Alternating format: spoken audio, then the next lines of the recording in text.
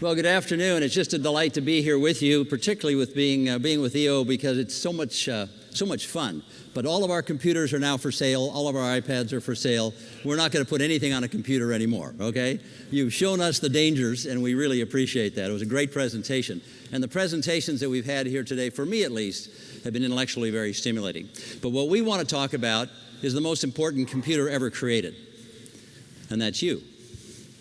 And in spite of all the great technology that we have, we really have some things within ourselves that are much more important, much more sophisticated, and much more within our control. And so we want to talk a bit about how do we take our life to the next level? How is it that we can actually improve and increase everything we're doing? My association with senior government leaders across the globe, CEOs of Fortune 500 companies, EO members, YPO members, WPO members, great athletes. I played in the NBA for a while, got to know some really interesting athletes. And the interesting thing that I found was that every person that I would define as extraordinarily successful wanted to get better. And I would bet you and I sitting here today, one of the reasons we're here is that we believe we can get better. We can learn a little bit more. We can be more successful than we are, however you define success. And so it's that particular discussion that I'd like to have with you. It's this notion that regardless of where we are in our life, whatever our station is, that we can be infinitely better than you think we can. And so we want to talk about how do we get to that next level. Like you, I'm an entrepreneur. I'm the CEO of a company today, an investment banking group that spans the globe. We do deals everywhere. And we see lots of companies and lots of people leading companies. And in every case, we can improve on the performance of that person, that group of people, and that company. And so we want to talk a little bit about that. There's some critical numbers that I want you to understand. 86,400, the number of seconds you have to live every day. 86,400 seconds. If you translate that into hours in your lifetime, you'll live, if you're age 75, if you live to be age 75, you'll actually live about 700,000 hours. 28,000 total days. If I look at this audience today, I will tell you that most of you are well beyond the halfway point. Are you completely satisfied with everything you've done? Are you totally happy with where you are? Have you reached the pinnacle of your success? You can't get any better at all? For those of you that can't get any better, just go ahead and leave the room because I'm not talking to you. What we want to talk about are guys, people like me, people like you, who have done a lot but can do a lot more. It's really essential that we think about how that works. Part of it is attitude. You know, there are two kinds of people that get up every morning. The person who leaps out of bed, throws back the covers and says, "Good morning, Lord," and they're ready for the challenge of the new day. The other person peeks out from under the covers and says, "Good Lord, it's morning." The attitudinal difference is big, and it's important, and it's something we have to think about. We are the sum total of our life experiences, everything we've thought and everything we've done. That's who we are. We are what we repeatedly do, and if we repeatedly do the same things, right, Einstein's definition of insanity, if you always do what you've always done, you'll always get what you've always gotten, okay? The results will be the same. So if we want to alter that, if we want to change that, if we want to be more successful, we have to look inside us, not inside other people's computers. We have to figure out that competitive advantage is in your shoes, in the pants you put on every day, the dresses you wear, and the way in which we think and act. There are patterns of behavior that have been established over eons of time about the most successful people in the world. We just lost one of those people, Steve Jobs. And Stephen said something that I'd like to quote to you. Your time is limited, so don't waste it living someone else's life. Don't be trapped by dogma, which is living with the results of other people's thinking. Don't let the noise of others' opinions drown out your own inner voice. And most important, have the courage to follow your heart and intuition. They somehow already know what you truly want to become. Everything else in life is secondary to your own tuition and your own heart.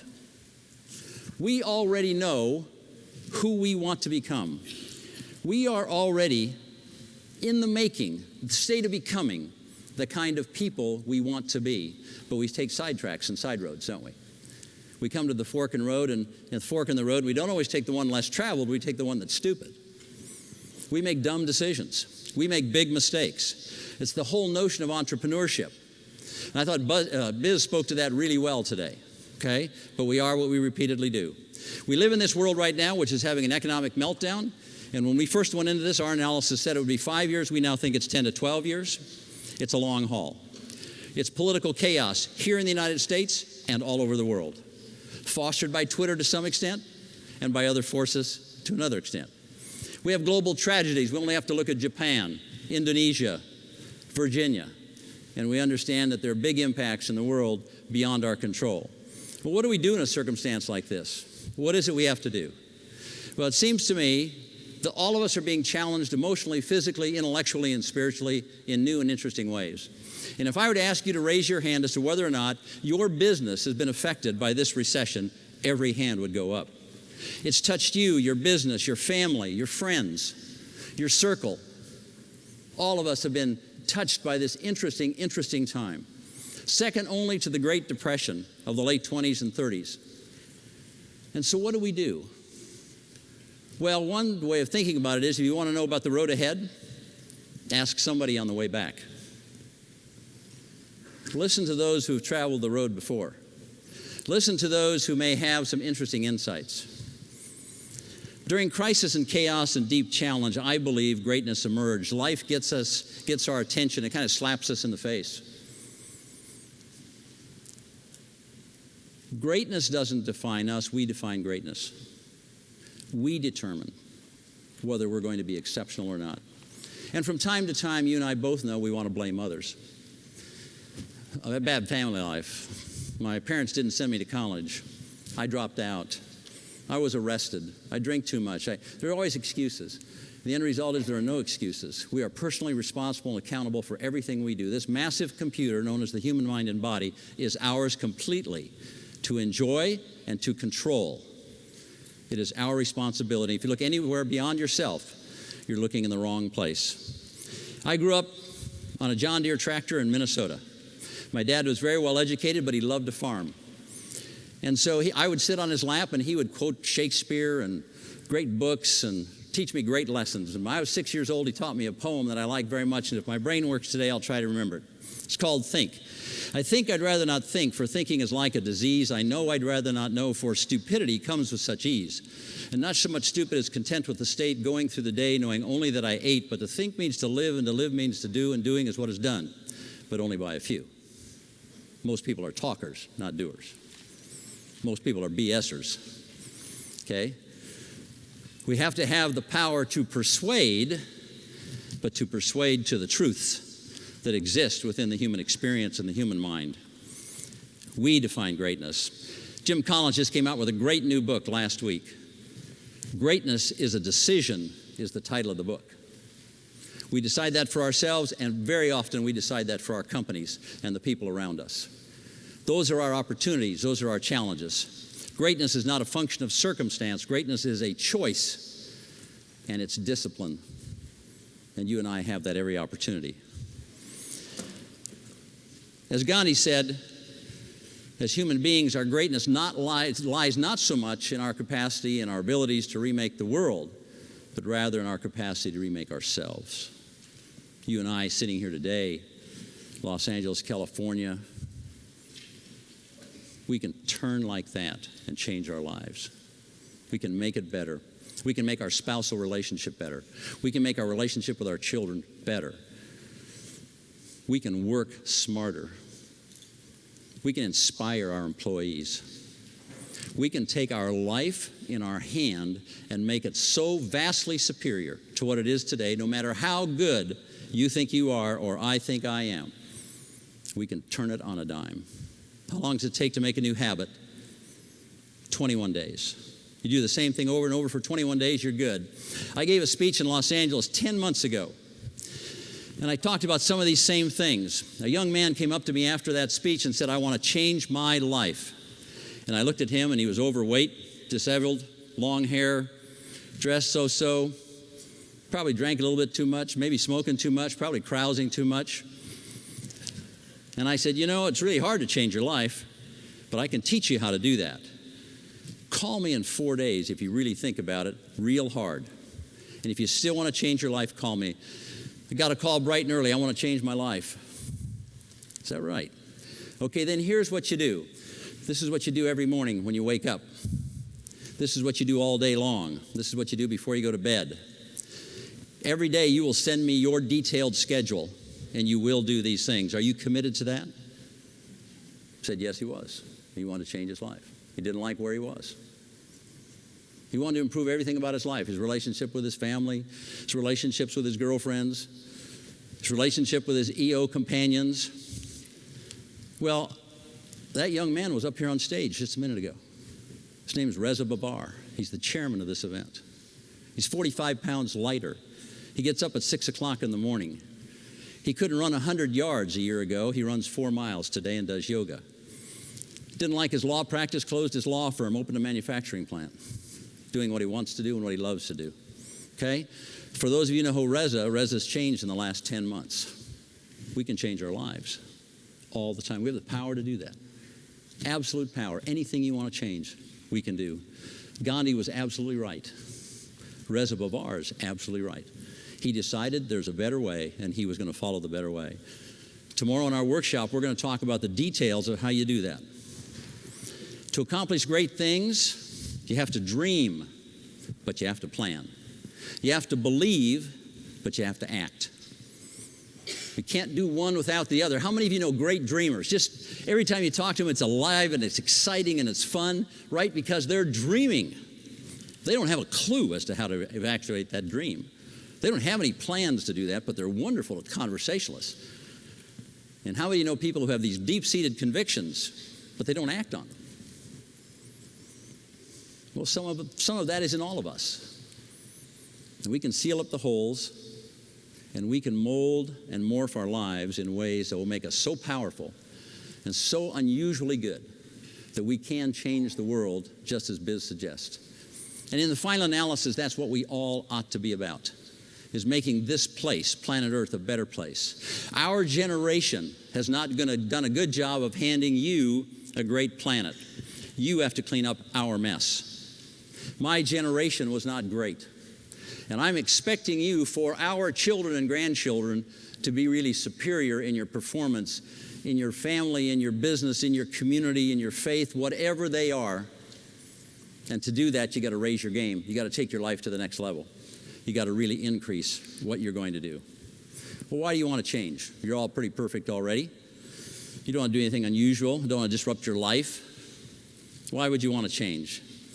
Well, first of all, you can eliminate the junk from your life by changing. And the second thing is you get extraordinary results, just like Reza Babar said. You get remarkable results. And all of you can do that, every single person. As we go through life, we carry these backpacks, and as we go through life experiences, we add rocks to our backpacks, don't we? And those rocks could be called hatred and anxiety and unhappiness and stupidity and anger and violence and all kinds of stuff. And pretty soon that backpack's pretty heavy and life gets pretty tough because we're dragging all this along. But if you're willing to confront yourself in a completely honest state, I like to think of it as standing naked in front of the mirror of transformation and really be self-critical. Then you have the chance to be special. And that's what Reza did. He decided he wanted to do something different with his life. That change becomes the catalyst for remarkable results. Remarkable results. I have worked with scores of young men and women who said they want to change their lives, hundreds of businesses over time. And in every case, change came and progress was made. Think about the great people you know and whether or not they wanted to get better. I spent some time talking with Michael Jordan at the height of his career one time. And all he talked about was how he could get better. When he was already the #1 player in the world, I wrote a business plan back in 1993 saying that I thought that LASIK eye surgery might be a big deal someday. Any of you in here had LASIK eye surgery? We wrote a business plan, and long story short, it's now the largest LASIK eye surgery company in the world, public company. We just took private about 6 months ago. TLC Vision. Tiger Woods was our spokesperson. We're the ones that did his eyes. He called and said, I think you're the best eye surgeons in the world. I'm #1 player in the world, 26 years old. I need my vision corrected. I'm legally blind. I'm 2600 vision. Hardly anybody knew that. He'd been wearing contacts since he was 3 years old. So we did his eyes. He sat up out of the chair. He looked across the street, saw a sign he hadn't been able to read since he was 3 years old. He went on to win 7 consecutive golf tournaments. Starting 4 days after surgery, he won his first. So he called us and he said, you guys have really helped me, have changed my life. This is fantastic. Winning is now easy for me. Do you have a national spokesperson? We said, no, we don't. He said, I'd like to be a national spokesperson. I said, we can't afford you. He was signing $10 million 3-year contracts at the time. He said, I'll make it so you can afford me. Can you afford $1 million a year? We subsequently signed 7 $1 million contracts in a year. Here's a guy at the pinnacle of his career, 26 years of age, #1 golfer in the world. The world was his. Not thinking about Thanksgiving 2 years ago when it all came apart. But at that moment in time, he made a choice to get better, to risk his entire career to do something that he thought would make him even more competitive. How many of us have the courage to make those changes in our own life? I think we can do that if we get the rocks out of our backpack. So I ask you to challenge your status quo. Think about self-confrontation. Think about standing on a hill naked with the wind blowing. And then let's unleash this human being, this amazing computer. Let's unleash this thing and let the world change because of what we're going to do. You and I have that ability. Embrace the possibility of your personal greatness. So there are 5 principles of personal greatness that we're going to talk about in great detail tomorrow, and we will give you a way in which you personally can change your life tomorrow if you want to. All right? These are the 5 principles, and we'll go into more detail later. First is you have to commit and change your regimen of personal discipline. You must change it. Regardless of how good you think it is, you must change it. There are a lot of people seated here today who have already done this based on conversations that I've had with them in the past. The next is to define your purpose and live with purpose every day. Live with purpose every day. The third is to act with intent. Nothing should be by chance. We should act intentionally every day. We have 86,000 seconds a day to live. We have 28,000 days in our lifetime. That's a nanosecond in the history of the world. You and I must act with intent every day. We must be the best human being we can be in every interaction every day. If you lose your money, you've lost nothing. If you lose your health, you've lost something. If you lose your integrity, you've lost everything. We must be pillars of integrity. The fourth, make conscious choices. And there's some decisions we only have to make once in our life, and we'll outline what those decisions are. And lastly, answer the call to serve. Be prepared to step up in moments of crisis in our communities, in our states, and in our nations. People will look to us because we are entrepreneurial leaders. We have the strength, the leadership, and the capacity to make a difference and change the world. And we will learn all about that tomorrow at 9 a.m. Thank you very much.